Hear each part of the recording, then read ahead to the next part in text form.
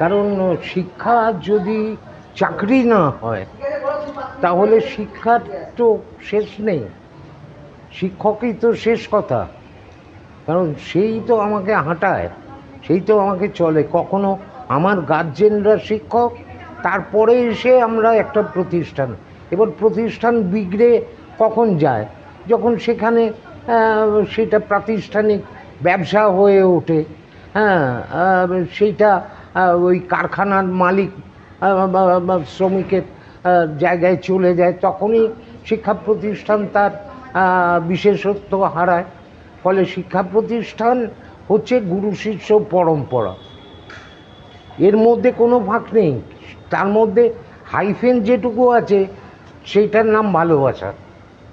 কারণ ছাত্র হচ্ছে সন্তান তুল্য, ফলে সন্তানকে মানুষ করা বাবার কর্তব্য, শিক্ষকের কর্তব্য।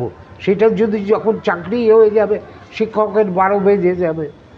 এটাতে তো চাই শিক্ষিত, হ্যাঁ, শিক্ষিত হলেই তো চাকরি চাইবে, খেতে চাইবে, তার অধিকার চাইবে, তার স্বাধীনতা চাইবে।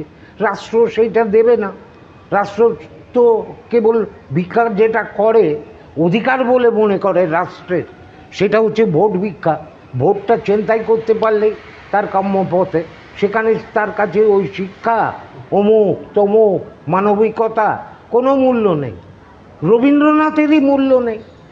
মেরুদণ্ড দিয়েছে, কিছু লোক আছে তাকে চোখে আঙুল দিয়ে না দেখালে সে শেখেই না, ঘাড়ে ধরে শেখাতে হয়, সেইটা মেরুদণ্ড। যে তুই তো শিক্ষিত মানুষ, তুমি এমন প্রতিষ্ঠানে কাজ করো যেখানে তোমার স্বাধীনতা আছে, সেই স্বাধীনতা বিক্রি করেছো আরেকজনের কাছে, তাহলে যা হবে তাই। পুলিশ মানে রাষ্ট্রের দাস নয়, তার নিজস্ব আইডেন্টিটি আছে, to prevent and protect our society, যাতে নড়বড়ে না হয়ে যায়।